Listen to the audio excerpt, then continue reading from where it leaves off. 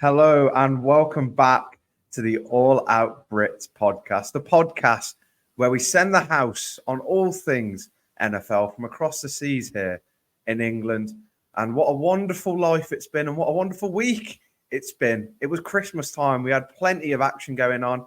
Santa gave us loads of gifts and so did the NFL as well. And there was plenty that went on in these games. And the big talking point, I think, this week was the fact that just like Brock Purdy, we didn't deliver on time, did we, Elliot? We didn't get this podcast out on time. We're a little bit behind in our throws and getting everything on target. But that doesn't matter because we're back. We're ready to talk about it. We've had a Christmas break. The mulled wine's worn off and we're ready to go again. And as always, to talk about everything that went on in this amazing week of American football is the main man, Mr. Elliot Greenwood. How you doing, my friend? I'm doing well, sir. I must say, Christmas time it's been lovely. It's been a nice little break. I've eaten the weight of Chris Wilkins in turkey and pigs in blankets and Christmas food. But yeah, ready and raring to go. Been a fantastic week of the NFL. And looking ahead, playoff season, it's looking really, really tasty, boy. But you mentioned Brock Purdy. 4, boy. How many was it? 1, 2, 3. It was 4. It's all right, mate. Don't worry about MVP. it. He's still my MVP in my eyes. Like I said to you, it's going to be a 9er. It probably won't be Brock anymore. It'll probably be the man here. Look. Gosh. Disorientated. As you can see, everybody, we've got a new background here today. We've invested lovely Christmas presents and we have got a lovely CMC jersey right behind us. The MVP, as you can see. So we're investing. We're getting better. We're rebuilding the roster of this podcast. We're going to become a great franchise at this point, don't you think? Absolutely, mate. This is the NFL UK's premium podcast, the fastest growing NFL-based UK podcast, and we're here for it. Sponsorship money's coming soon, so hopefully we get that over the line, unlike Mr. Brock Purdy this week. Right, well, we'll move forward before you give any more Brock Purdy slander, and we'll hand over to you in something that we lovely enjoy on this podcast, the 2-minute drill, where we get it going in the start of the podcast instead of at the very end. So why don't you sum up everything that went on this week in week 16 of the NFL and see how fast you can get through it all? You ready, Elliot? I'm as ready. I'm going to go as fast as Santa Claus does through the night sky. That's the aim. That's delivering. What we like. That's it. Well, we're going to be quick. We're going to be swift, but not like Taylor. Let's get it, lad. Okay. 180. Set. Put. Hi, there we go. Rams versus the Saints. Stafford, he's going off. He's dragging the Rams team to the playoffs, moving them to 8-7. He's playing very, very good ball. Steelers versus the Bengals. George Pickens had an absolute day. 195 yards, 2 touchdowns for him, silencing his critics. Also, TJ Watt gets another sack. That's 17 now for the season. He's leading the sack race. Will he end up with the most sacks? We will see. Chargers versus the Bills. The Bills absolutely scrape a win in a turnover-heavy day for that Buffalo offense. 3 for them. But yeah, they get the win, move to 9-6. Jets versus the Commanders. Breece Hall carries his team. 95 rushing yards, 96 receiving yards, 2 total touchdowns. But the story of the day, Sam Howell getting benched after throwing 22 passes, completing only 6 of them for 56 yards and 2 interceptions. Detroit versus Minnesota. Jay was back. Justin Jefferson was back, had an absolute day. 141 yards, 1 touchdown. But the Lions get it done. And ultimately, winning the NFC North for the first time since 1993. Just for comparison, Taryn, Jahmyr Gibbs, the premium running back now for the Detroit Lions, he was born in 2002. So he's never seen a Detroit team win. And that does make me feel really, really old. I'm now older than Jahmyr Gibbs, which is a bit... I'm not a massive fan of that, but we move. Houston versus Cleveland. Amari Cooper. There you go. 265 yards, 2 touchdowns. That is the best performance ever by a Browns wide receiver. And the Browns are going playoff, baby. They're going to the playoffs. Panthers versus the Packers. A bit of a nothing game, but Bryce Young finally looks like a quarterback, and it's about fucking time. Seattle versus Tennessee. Geno Smith comes back into the lineup. 2 touchdowns for him, and the Seattle team moved to 8-7. Atlanta versus Indy. Bijan Robinson, man. Bijan fucking Robinson. 20 fantasy points for him. He's the most up-and-down player in fantasy all year. One piece of advice for you moving forward. Do not draft him next season. Just leave him. Let him go undrafted. Let him go for 20 points, then not minus 0.4 the next week. It's a disgrace. Tampa Bay versus Jacksonville. Why is Baker elite? Why is Baker Mayfield playing the position of the quarterback unbelievably? They moved to 8-7, and they're pretty much one win away from from securing a home playoff game. Again, really good for that Tampa Bay team. Dolphins versus the Cowboys. The Cowboys defense really didn't get it done. The Dolphins win in a terrible start to my Christmas Day. But it doesn't matter because we moved past it. Christmas has been. It doesn't matter. Happy thoughts. Happy thoughts. You can hold the L as well, bro. We're coming to you. We're coming to you. Bears versus the Cardinals. Bears win. But Kyler Murray is playing really, really good football. And hopefully he's going to get it done this week against the Philadelphia Eagles, which will cement Dallas's seeding for the playoffs. Denver versus New England. Pats win, but the story of the week, of course, was Russell Wilson getting benched for salary cap reasons. I'm sure we'll talk about that in due course, but just a weird decision for that Denver team who are going for the playoffs. And then moving on again, Chiefs versus the Raiders. Aiden O'Connell threw for 62 yards and still won the game. It's still won. It's the death of Mahomes. It's the death of Taylor Swift. What's going on in Kansas City? But it's a bit of a dumpster fire at the moment over there. We'll wait to see what happens heading into the playoffs. Eagles versus the Giants. Eagles, again, scrape a win against the Giants. One more loss, and I don't think they get the division. It's getting really close and really touchy-feely. And then finishing off on Boxing Day. And my word, Taryn, did the Niners take some punches. San Francisco versus Baltimore. 4 interceptions for Brock Purdy. Should have been 5. It was then benched for Darnold, who looked much better. The system failed. The system quarterback was not good. They need a new software update. That system just didn't work well that week, did it, boy? Brock, the flop, Purdy. What a week, though. And what a week of NFL action. And I think we can all now say that Lamar Jackson is the MVP of the league. No one else. It's got to be him. But yeah, that's 2 minutes, boy. What a week. You couldn't resist throwing a few punches at Purdy there, could you? Couldn't resist whatsoever. Well, neither did that Ravens D, to be honest with you, bro. Neither did they. Well, we'll move swiftly on then to the actual game then. We'll talk about it. We'll get into it. As you mentioned, not the greatest day for Brock Purdy. I think it's been a long time coming. Obviously, since the bye week and before the bye week, we saw probably the worst of Brock Purdy that we've seen in a Niners jersey. And then we've seen the best of Brock Purdy in the time in between. And then we go and see the worst again. But at the end of the day, watching the game back, not what you'd want from, the Niners team. But at the same time, they're secure in their seeding.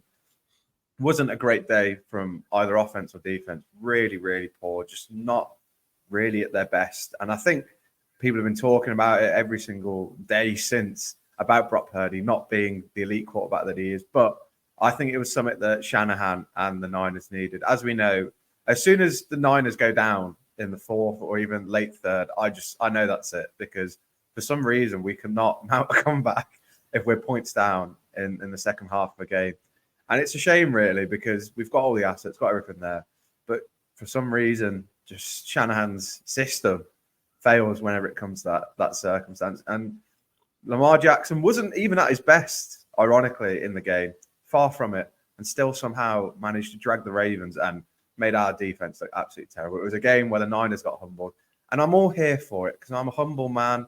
I really, really do believe that this is what you need sometimes. A good old ass kicking to remind yourself that you are the number 1 seed in the NFC. Doesn't matter what the Cowboys fans say. Doesn't matter what the Phillies say.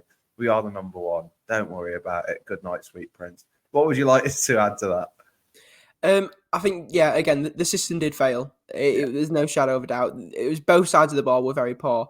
But obviously, we're going to talk about Brock Purdy throwing 4 interceptions, and he just didn't look like a good quarterback.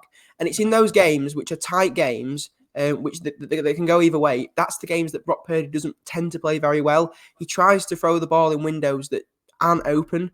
Instead of taking those easy check downs to Christian McCaffrey or throwing those little laterals to Deebo Samuel. Did you see that pass he made to McCaffrey over his head?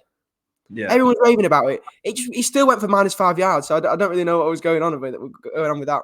But again, it's like when Brock Purdy's ahead in the game, he reminds me quite a lot actually of Dak Prescott. When all the talents are there and everything's clicking around him, very, very good, very, very elite. You can't say enough good about him. But as soon as the opportunity is given to him to take the win and kind of take the ball and make something happen, he tends to kind of flop with it, and he doesn't tend to kind of live up to the expectations. Obviously, Dak's transitioned this season, but he's in his 8th year in the league. Brock Purdy's only in his 2nd. Brock Purdy will come good, but at the moment he's okay. He's standard. He's all right. Do you know what I mean? He's nothing special. Is what I'm trying to say. but it was a game that I don't think any of us expected. You suggested at the start of the week that there'd only be 2 interceptions, and well, there was a couple more than that. But you mentioned Lamar Jackson as well, and I think for me, in a season where we've spoken about before, where that MVP race is so open, it kind of is now between Lamar and Christian McCaffrey. McCaffrey obviously had a day over 100 yards for him. And still can't be stopped, even though they only gave up 19 points. He was still unbelievable on the ground. So for me, it's a toss of a coin, really. But if you give it to McCaffrey, I think he really does deserve it. I don't think Lamar's been that good. He's been very, very, very good, but he's not been MVP worthy. So I can see it kind of leaning towards Christian McCaffrey for MVP. But the game itself, really strange. I don't know how you kind of... It was frustrating. I think the stats I saw was that the Niners had outgained and outplayed the Ravens in every single stat imaginable that you would think means that if you looked away from the score, you think, oh, well, the Niners have easily won that game. But obviously, if you are turning over the ball, when you're in the red zone and when you're in positions in midfield, you just know you're going to get punished. And I think that's what it came down to at the end of the day, is just carelessness with the ball. Shanahan said that there were circumstances where Brock was just trying to progress it when he didn't need to progress it. And I think a lot of that does go down to the play call. And obviously they do trust Brock to put the ball in his hands. But I think sometimes they just need to lean on the assets that they've got a bit more. And I think from there, the Niners were going to find their way back. And I think it's one of those games where obviously the O-line was injured, not an excuse, but the Niners have had quite a few injuries in the past few weeks. Sometimes you need a humbling to get through it and go into the playoffs. I'd rather be humbled now than like the Cowboys get humbled in the wild card round every single year. So I'll take it. And as the Chiefs and the Niners should probably do, is shake it off. You know what I mean? Just forget about it. Move on. Be all right. That's so poor, bro. How long have you waited for that? That's so poor. You're holding on to that 2-minute drill. Come on, bro. You're better than that. You know you are. Sorry. Why don't we talk about the Cowboys then? Because it wasn't just the 49ers that got smacked about. You got a few fish flippers in your face as well, didn't you? How did that go down this week? We did. This is the first week on the podcast that both the Niners and the Cowboys have lost. Unbelievable. So, yeah, I think the teams are doing well, to be fair. Our teams have done very well this season. But that game, again, I sent a message to you, Taz, at sort of quarter past midnight, Christmas morning, wishing for Santa Claus to bring us an interior defensive lineman who could stop the run. But again, Dak Prescott had a brilliant game. I thought 2 touchdowns for him. And we had those opportunities kind of at one of our first possessions, fumbling the ball on the 1 yard line. If he holds onto that ball, that's 7 points coming our way. But he doesn't. He drops it. No excuse for that. It was, again, a strange game. I thought we deserved to win, but the defense on that last drive really did let us down. You can't expect to win it if a team can run all over you with less than 2 minutes on the clock, get into field goal range, and then just absolutely sink it. It was a deserved win, I thought, as well by the Dolphins. One of those, we take it on the chin and we move forward, and we have moved forward. But I'm sure we'll talk about that in next week's podcast. Yes, I'm sure we will. But I think a point worth mentioning is Micah Parsons, the big man for the Cowboys. He's been talking a lot more off the field than doing his talking on the field in the past few weeks. And I think he's been called out quite a bit. And looking at sort of the defense from as of time of recording, the Cowboys have beat the Lions. And looking at the last drive that led to the Lions going down the field, just couldn't get anywhere near. In the past few weeks, he just doesn't seem to be at it. Do you think all the noise that he's hearing and creating really himself off the field is having an impact? Because when I look at the past few games for the Cowboys, they haven't been convincing whatsoever. Obviously, quite a few losses in there. But when they do win, it's not easy in any stretch whatsoever. And sometimes they just need the refs to give them a bit of a hand. So what's going on there, mate? Bar off, mate. Absolutely. Despicable what you just said. Micah Parsons has the highest win percentage in the entire NFL. He's up at 38%. That's 5% clear of Myles Garrett in second place. He's elite. He's a premium pass rusher. He's just so good. But it's hard to get to a quarterback when you've got 3 men holding you, grabbing you by the face mask, and then that not being called by the refs either. It goes both ways. The refs are sometimes brilliant and they give you a good call. Otherwise, they're not. It's been very, very inconsistent referee this year in the NFL. But yeah, Parsons is brilliant. You can't say he's not. The thing about that Cowboys defensive front, is they have the most QB pressures in the league. Fine, great stat to have. but they're not turning those QB pressures into sacks at the moment. Last few weeks, they've not really kind of got many sacks. That's what Dan Quinn and that Dallas D need to get better at doing, turning those pressures into sacks, because sacks and drives. And if you're not sacking the quarterback and you're giving him time to throw the ball, you can't expect your secondary to hold up for too long, and that's ultimately where has been letting us down. We did kind of limit Tyreek against the Dolphins. I say limit, he got 96 yards. He had an unbelievable day. But compared to how he's been playing against other teams, we kind of held him a little bit as best as you can. But yeah, Micah Parsons is going to be fine. He's going to come back. He's going to get 4 sacks in the Super Bowl. So we'll all be all right. Don't worry about it too much, Taron. I don't know why they're giving everyone a podcast these days, because you start chatting absolute rubbish. God. If only we knew people that we could stop them from chatting absolute wass on a podcast, though. If only, bro. If only. We'll head across away from all this before we get slandered even more. And we'll go and look at the Chiefs game, because what is going on? What is going on in Kansas? It almost feels like Mahomes is sat there going, we're not in Kansas anymore, because he is not the same man that we see as a poster boy of the NFL, because things just aren't going right at the moment. To lose to the Raiders team, who've been just on and off this season, benching, one of the most elite quarterbacks of all time, in favor of a rookie. It just hasn't worked out for them. But at the same time, they go and beat the Chiefs in a game where, like you mentioned, Aiden O'Connell didn't have to do much of the ball, because the D stood on its own. And for the first time, we really, really are seeing Patrick Mahomes and Travis Kelce really struggle at the moment. What is going on in Kansas then? Watching them lose the shit on the sideline was absolutely hilarious. You've got kind of Mahomes losing his shit every single game. He's fuming with his receivers, and rightly so. His receiving core has been absolutely terrible this season. But Kelce on the sideline, again, smashing his helmet into Gatorade cans and bottles, and everything's fine everywhere. But it comes down to one person ultimately, and it just is Taylor Swift. Since she's come into the fold, and since she's took all of this all the media pressure and everything like that, the rest of Kansas City don't like it. I think we obviously looking ahead to the new year, that's something that Mr. Travis Kelce needs to get rid of. He needs to bum off Taylor Swift and focus more on playing football and getting the first down, because ultimately that's not what he's doing, and that's what's costing them. But if we're going to be a little bit more serious about it, the defenses aren't getting it done for Kansas City.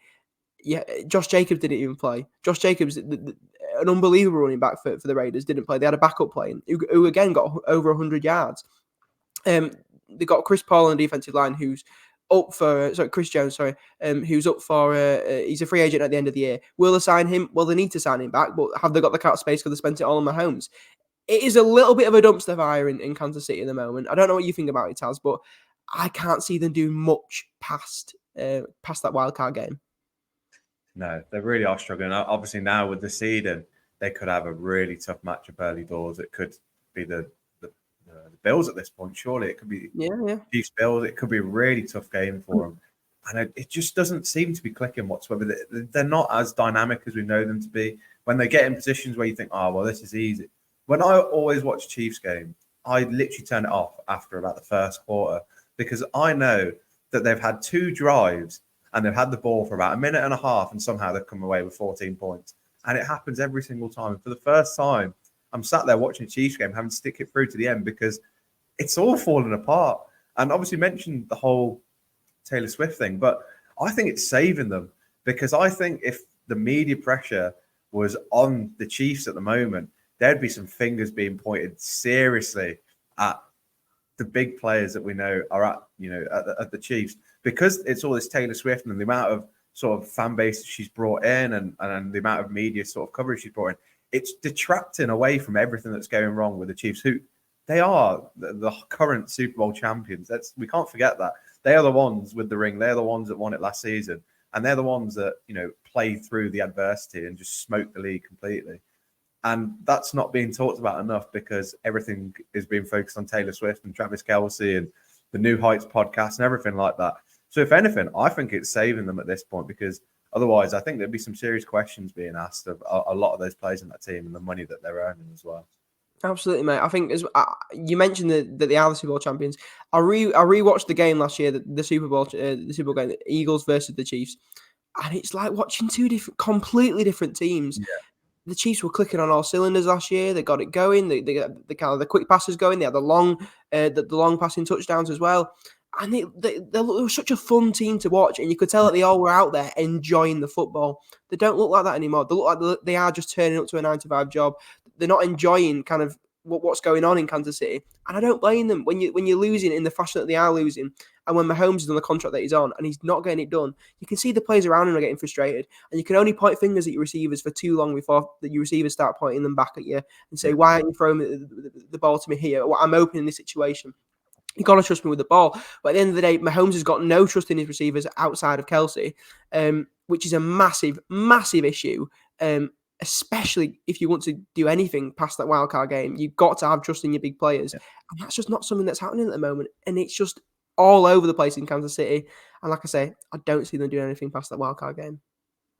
It's not looking good in Kansas, is it? So no.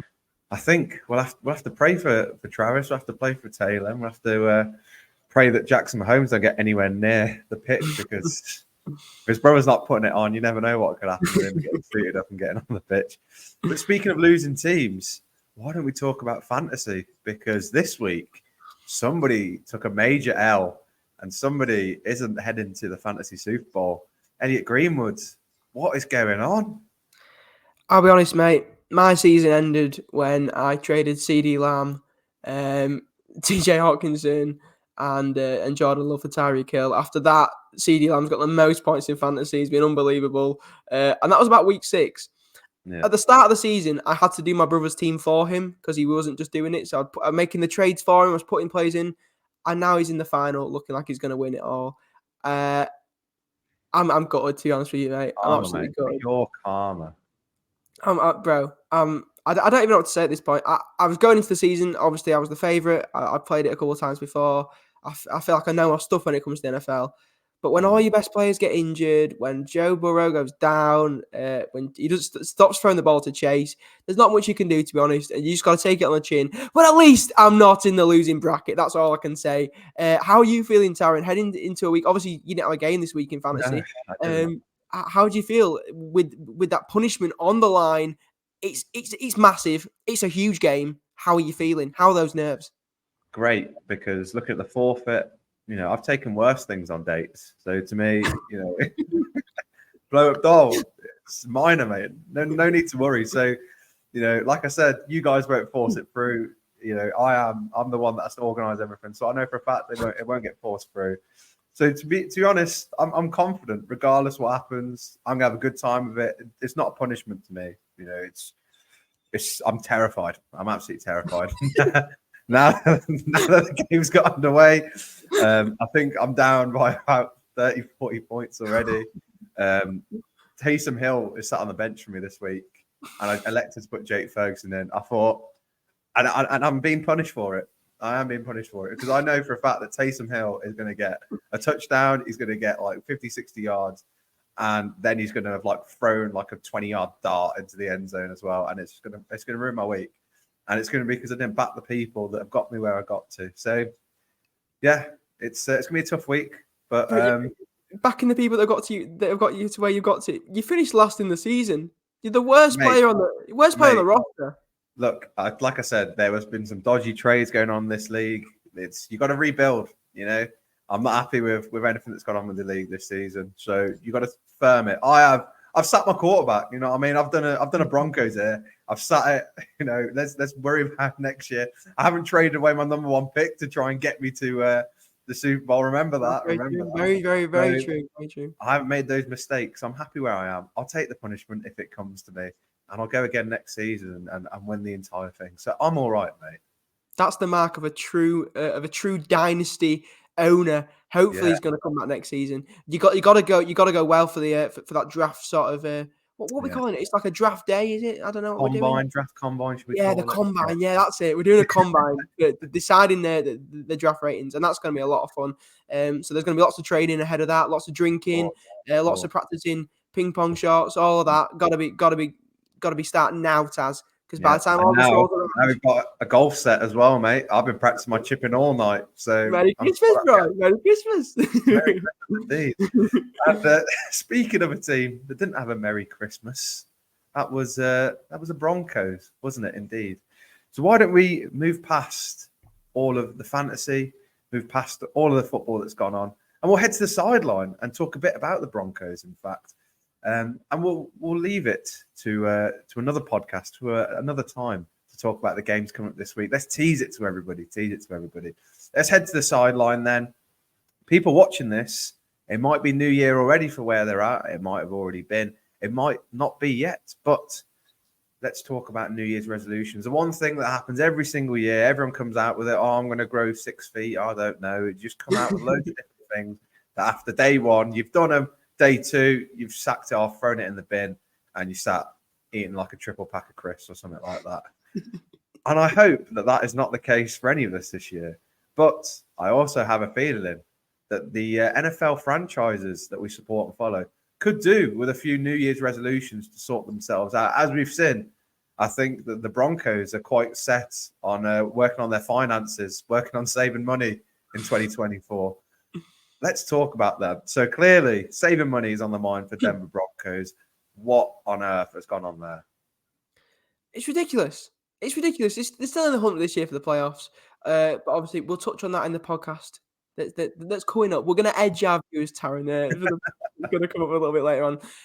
In terms of sort of New Year's resolutions and what's going on, have you got any yourself, Taryn? I know my resolution for this year is the same as it is every year, to get fit like everyone else was in the country. But again, like you said, come the 3rd of January, we're gonna have sacked it off. But this year, I'm going for it. We're gonna go for a 100-kilo bench press is the goal. That's the goal for this season. Have you got a New Year's resolution yourself? Yeah, I think I'm going to train to become a D lineman.